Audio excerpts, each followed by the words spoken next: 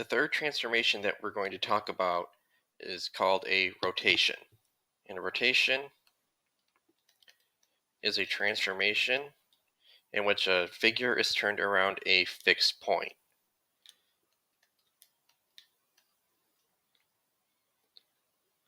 So you can think about it how the Earth rotates around the sun, where the Earth is spinning and the sun is at center of rotation. And we can have clockwise rotations, and we can have counterclockwise notations. Unless I say specifically, or the problem says specifically, all rotations are counterclockwise. And we're going to focus on rotating figures in the coordinate plane, either 90 degrees, 180 degrees, and 270 degrees. And based on which rotation you're doing, there are different rules for what you do with the coordinates in order to find your image. So if we're rotating 90 degrees, a comma b becomes negative b comma a. So you're switching the x and y coordinates, and then you're changing the sign of the new x coordinate. For 180 degrees, this is the easiest one. You just change the sign of each coordinate. So they stay in the same place. You just change the sign either from negative to positive or positive to negative. And then for 270 degrees, the x and y coordinates change spots, and the new y coordinate becomes negative. So again, when you're working on this or practicing this for your assignment, having this little box right here to refer to is going to be super important. And down here, I'm just reminding you guys that when you see negative b, that doesn't mean that the value must be negative. It just means we change signs. So like I said, from negative to positive or positive to negative. So when graphing the rotations, first we're going to graph the pre-image and label the vertices. Then use the coordinate rule for rotations to find the coordinates of the image. And then you're going to graph that image. So with translations and reflections, sometimes it was easier to perform those in the coordinate plane and then write down the coordinates afterwards. I think for rotations, it's going to be easier to find the new coordinates first and then plot those. So we have our quadrilateral graphed here, and we're going to rotate 90 degrees around the origin. So I just want to write down the rule here so I don't have to always go up and down for each coordinate. So negative b comma a. So that means 3 comma 2, I'm going to switch places, so 2 comma 3, but then that first coordinate, that new x coordinate, is now negative. Then m is going to be 4 in the y coordinate. Now the x coordinate would be negative 3, but because I need to change the sign, this is now positive 3 in the x coordinate. L, you're going to change it to 2 comma 4 and change the sign of the x coordinate to negative 2. N, again, you're going to switch locations, but then again, the x coordinate now needs to change to a positive 1. So that is my new set of points that I'm going to graph. So negative 2 comma 3, that is k prime. 3 comma 4, that is m prime. Negative 2 comma 4,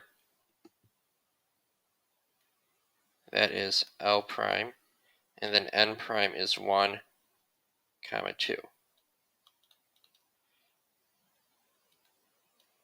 So this is our rotated shape. Now when you graph these and you see that the shape doesn't look the same, that's a clue that you did something wrong and you need to go back and fix something.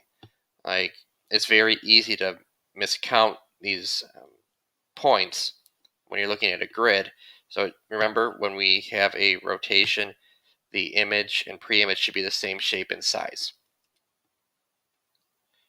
Now, for letter B, rotating 270 degrees, I'm going to write down the rule. It's B, comma, negative A. So switching the coordinates again, 2, comma, 3. But now the new y coordinate changes sign, so that's negative now. We have negative 3, comma, 4, but now the new y coordinate changes signs. 4, comma, 2 becomes 2, comma, 4, but then changes sign to negative. Negative 1, comma, 2 for n prime, but we have to switch the y coordinate. So we're going to graph those points now. 2, comma, negative 3. This is k prime. Negative 3. This is m prime.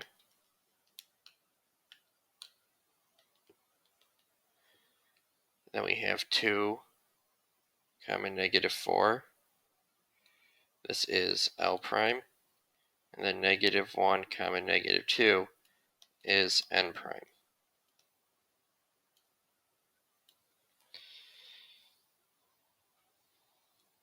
So maybe I should write this a little bit closer to the point that we are talking about.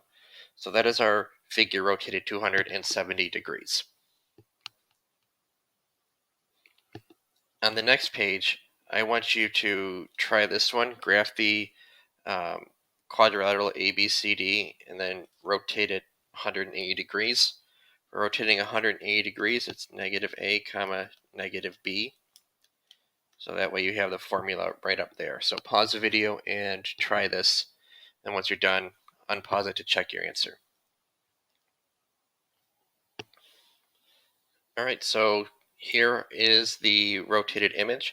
Remember that when you switch signs, if the value is already negative, it becomes positive. So hopefully you were able to get this one correct. When we look down here, we talked about how rotations are rigid motions. Well, if they're rigid motions, that means the corresponding parts are congruent. So you can see how this side right here in example number 3, would match up to this part that's 7y. And that this part right here that's 3x would match up to this part that's 6. So we can write an equation to say that those things are equal. So we have 3x, which is equal to 6. And then we also have the yellow parts. 3x plus 1 equals 7y. Well, let's solve for x first because our orange equation has x and y in it. So we can't do that just yet. So x is 2. So we can plug that in for x in the second equation. 3 times 2 is 6. 6 plus 1 equals 7y.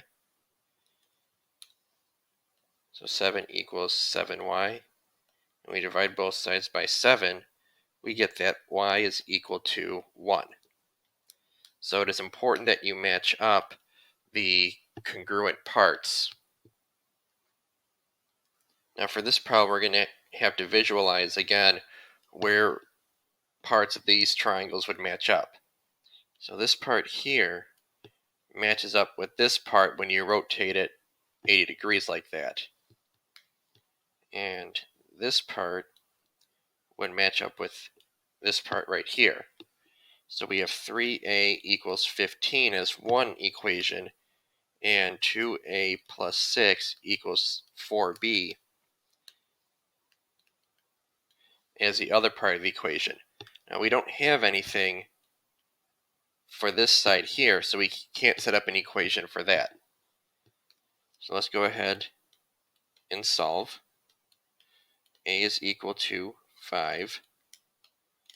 So we can take that 5 now and plug it in for A. So 2 times 5 plus 6 equals 4B. 2 times 5 is 10. 10 plus 6 is 16, so 16 equals 4B. And we divide both sides by 4. We get 4 is equal to B. So that is the answer. Now down here, I want you guys to pause the video and try these last two problems, letter A and number B down here. Okay, so here's your answer for part A. I got y was 4, and that made x equal to 7. And those are the two pairs of sides that I used to match up. And then down here, this is my answer for letter B.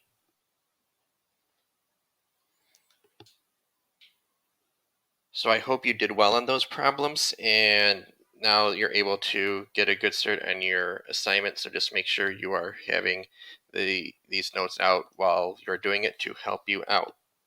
Thanks for watching. Make sure you like and subscribe.